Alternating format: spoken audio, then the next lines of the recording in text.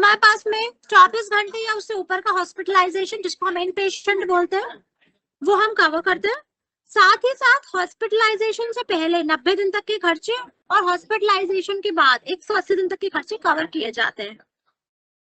उसके बाद आपने देखा होगा आजकल मॉडर्न ट्रीटमेंट्स, लोग अपना जैसे नी रिप्लेसमेंट है वो रोबोटिक सर्जरी से कराते हैं, तो that comes under modern treatments. जितने भी मॉडर्न ट्रीटमेंट्स होते हैं हम उसको भी कवर करते हैं। आजकल डे केयर ट्रीटमेंट्स जैसे कि कैटरेक्ट, हर्निया, पाई स्टोन, इसके लिए आपको 24 घंटे के लिए भर्ती होने की जरूरत नहीं है। आप हॉस्पिटल जाइए, अपनी सर्जरी कराइए, वापस घर आ जाइए। ये सब डे केयर ट्रीटमेंट्स में आते हैं, ये सब भी हम अपने प्लान में कवर कराते हैं, राइट। आजकल आप ये भी देखोगे कि आयुष, होम्योपैथिक, यूनानी, सिद्धा, सो लोग इसमें भी जाने लगे हैं।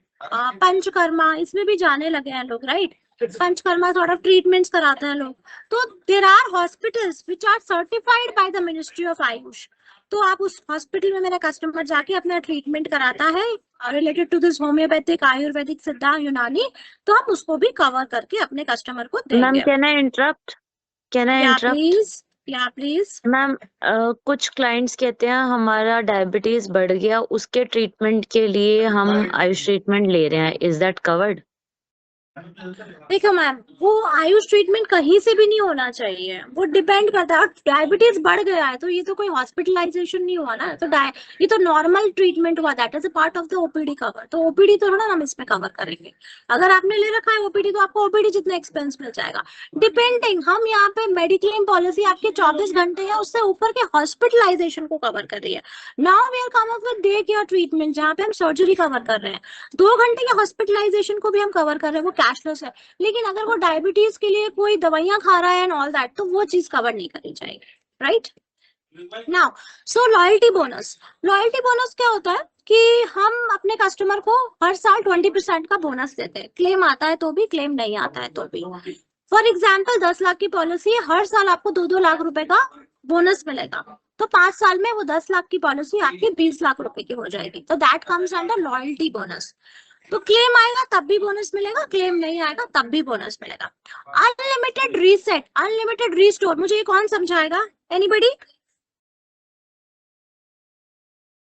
अनलिमिटेड रीस्टोर कैसे काम करता है, किसी को पता है यहाँ पर? तो किसी भी साल अगर आपका सम इंश्योर्ड एग्जॉस्ट हो गया है, किसी भी साल आपका सम इंश्योर्ड एग्जॉस्ट हो गया है, तो हम उसको रीफिल कर देते हैं up to the sum insured.